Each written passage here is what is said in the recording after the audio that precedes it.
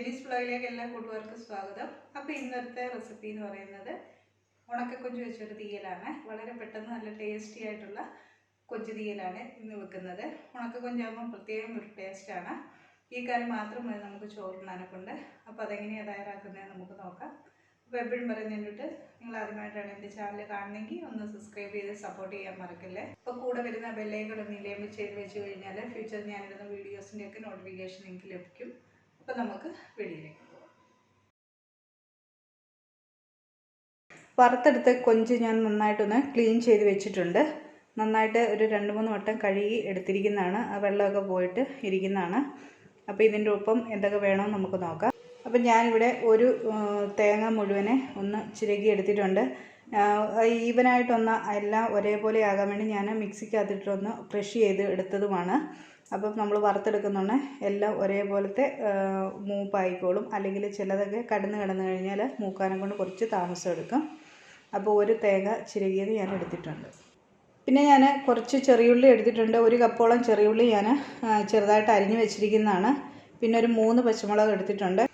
പിന്നെ അതേപോലെ 7-8 വെളുത്തുള്ളി ചെറുതായിട്ട് അരിഞ്ഞു വെച്ചിട്ടുണ്ട്.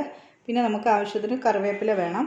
പിന്നെ ഞാൻ കുറച്ച് ഒരു നെല്ലിക്ക വലിപ്പമുള്ള വാളംപുളി ഞാൻ വെള്ളത്തിലൊന്ന് പിഴിഞ്ഞ് വെച്ചിട്ടുണ്ട്.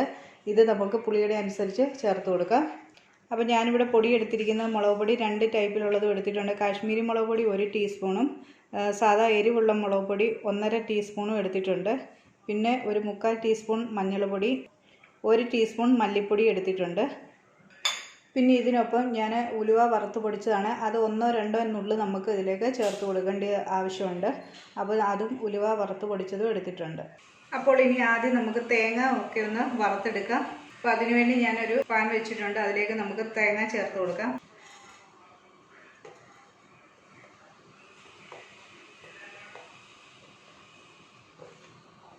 അപ്പോൾ ഇത് ഗോൾഡൻ ബ്രൗൺ കളർ ആകുന്നിടം വരെ നമുക്കിതൊന്ന് വറുത്തെടുക്കാനുണ്ട്. അപ്പോൾ നമുക്കൊരു മീഡിയം ഫ്ലെയിമിലൊക്കെ വെച്ച് കൊടുത്താൽ മതി. നോൺ സ്റ്റിക്ക് ആണെങ്കിലും ചിലപ്പോൾ ഒക്കെ അടിക്ക് പിടിക്കും. വേണമെങ്കിൽ നമുക്കിതിലേക്ക് ഒരു ലേശം എണ്ണയോട് ഒഴിച്ചു കൊടുക്കാവുന്നതാണ്. ഞാനിവിടെ വെളിച്ചെണ്ണയാണ് ഒഴിച്ചു കൊടുക്കുന്നത്. 1 ടീസ്പൂൺ എണ്ണയോടെ നമുക്കിതിലേക്ക് ഒഴിച്ചു കൊടുക്കാം.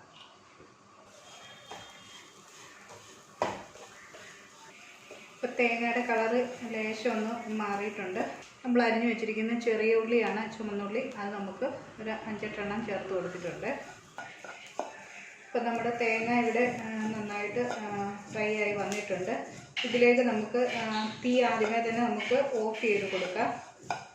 ഇനി നമുക്കിതിലേക്ക് എടുത്തു വെച്ചിരിക്കുന്ന മുളക് പൊടി 2 നമുക്ക് ചേർത്ത് കൊടുക്കാം. അതേപോലെ മഞ്ഞൾപ്പൊടിയും മല്ലിപ്പൊടിയും കൂടെ നമുക്കിതിലേക്ക് ചേർത്ത് കൊടുക്കാം. അപ്പോൾ തണുക്കുന്നിടം വരെ നമുക്കിത് വെയിറ്റ് ചെയ്യാം. അതിനുശേഷം അധികം വെള്ളമില്ലാതെ നമുക്കിത് അരച്ചെടുക്കാം. അപ്പം ഞാനൊരു ചട്ടി വെച്ചിട്ടുണ്ട്. അതിലേക്ക് വെളിച്ചെണ്ണ ഒഴിച്ചു കൊടുക്കാം. ഞാനൊരു 2 ടേബിൾ സ്പൂൺ വെളിച്ചെണ്ണ ഒഴിച്ചിട്ടുണ്ട്. ഇതിലേക്ക് നമുക്ക് അരിഞ്ഞു വെച്ചിരിക്കുന്ന ചെറിയ ഉള്ളിയും വെളുത്തുള്ളിയും പച്ചമുളകും ചേർത്ത് കൊടുക്കാം. അപ്പം ഞാൻ ലാസ്റ്റ് കടുക് പൊട്ടിച്ചെടുക്കുന്നുണ്ട്. അതുകൊണ്ടാണ് ഇപ്പോൾ എണ്ണയിലേക്ക് കടുക് ഇട്ട് പൊട്ടിച്ചെടുക്കാഞ്ഞത്. നന്നായിട്ട് നമുക്കിതൊന്ന് വഴറ്റി കൊടുക്കാം. അപ്പോൾ ഉള്ളി ഒന്ന് വാടി പെട്ടെന്ന് കിട്ടാൻ വേണ്ടി നമുക്കിതിലേക്ക് കുറച്ച് ഉപ്പൊന്ന് ചേർത്ത് കൊടുക്കാം.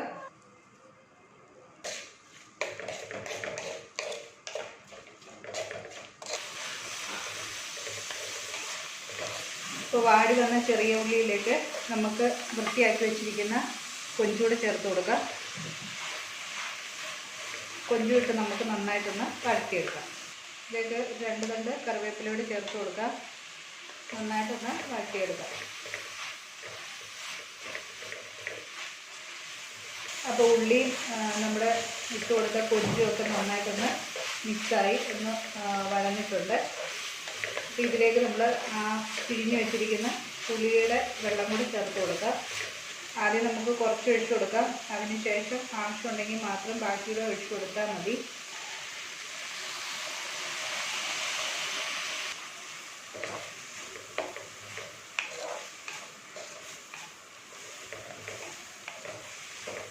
ഇതിലേക്ക് കുറച്ചുകൂടെ ഉപ്പ് ചേർത്ത് കൊടുക്കാം.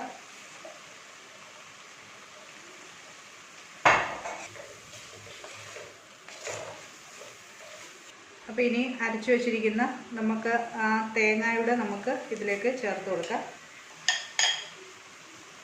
അപ്പോൾ ഈ അരപ്പൂടി ഇട്ട് നന്നായിട്ടൊന്ന് മിക്സ് ചെയ്തെടുക്കാം. അപ്പോൾ അരപ്പൂടി നന്നായിട്ടൊന്ന് മിക്സ് ചെയ്തെടുത്തിട്ടുണ്ട്. ഇതിലേക്ക് നമുക്ക് കുറച്ച് വെള്ളം കൂടെ ചേർത്ത് കൊടുക്കാം. ഞാൻ അരപ്പെടുത്ത ആ പാത്രത്തിൽ തന്നെ ഒഴിച്ചിട്ടാണ് ചേർക്കുന്നത്.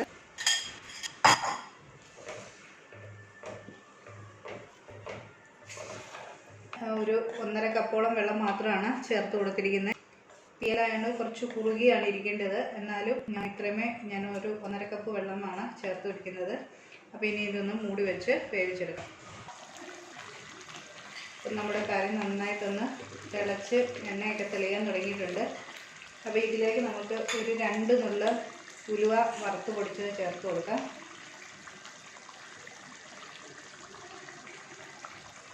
ഒത്തിരി ചേർത്ത് കൊടുക്കേണ്ട, നല്ല കയ്പ്പ് വരും. അപ്പോൾ ഈ സമയത്ത് ഉപ്പൊക്കെ ഉണ്ടോയെന്ന് നമുക്ക് നോക്കാം. 2-3 മിനിറ്റ് കൂടെ നമുക്ക് ഇതൊന്ന് മൂടി വെച്ച് കൊടുക്കാം. അതിനുശേഷം ഇതിലേക്ക് കടുക് പൊട്ടിച്ച് ചേർത്ത് കൊടുക്കാം. അപ്പോൾ നമ്മുടെ തീയൽ ഇവിടെ റെഡി ആയിട്ടുണ്ട്. ഇതിലേക്ക് ഞാൻ കുറച്ച് കടുക് പൊട്ടിച്ചിട്ടുണ്ടായിരുന്നു, അതുകൂടെ നമുക്ക് ചേർത്ത് കൊടുക്കാം. അപ്പോൾ നമ്മുടെ ടേസ്റ്റിലുള്ള കൊഞ്ച് തീയൽ ഇവിടെ റെഡി ആയിട്ടുണ്ട്. ഞാൻ തീ ഓഫ് ചെയ്ത് കൊടുക്കുവാണ്. അപ്പോൾ എല്ലാവരും ഒന്ന് ട്രൈ ചെയ്ത് നോക്കണം. ഈ കറി ഉണ്ടെങ്കിൽ നമുക്ക് വേറെ ഒരു കറിയും വേണ്ട ചോറുണ്ണാനെ കൊണ്ട്. വളരെ ടേസ്റ്റി ആയിട്ടുള്ള കൊഞ്ച് തീയൽ എല്ലാവരും ട്രൈ ചെയ്ത് നോക്കുക. വീഡിയോ ഇഷ്ടമായാൽ ലൈക്ക് ചെയ്യുക, ഷെയർ ചെയ്യുക. ചാനൽ നിങ്ങൾ ആദ്യമായിട്ടാണ് കാണുന്നതെങ്കിൽ ഒന്ന് സബ്സ്ക്രൈബ് ചെയ്യുക. കൂടെ വരുന്ന ബെല്ലൈക്കൺ എനേബിൾ ചെയ്യാൻ മറക്കല്ല, ഓളം ഓപ്ഷനും. എങ്കിലേ ഞാൻ ഫ്യൂച്ചറിൽ ഇടുന്ന വീഡിയോസിൻ്റെ നോട്ടിഫിക്കേഷനൊക്കെ നിങ്ങൾക്ക് ലഭിക്കുകയുള്ളൂ. അപ്പോൾ എല്ലാവർക്കും ഒരു നല്ല ദിവസം ആശംസിക്കുന്നു.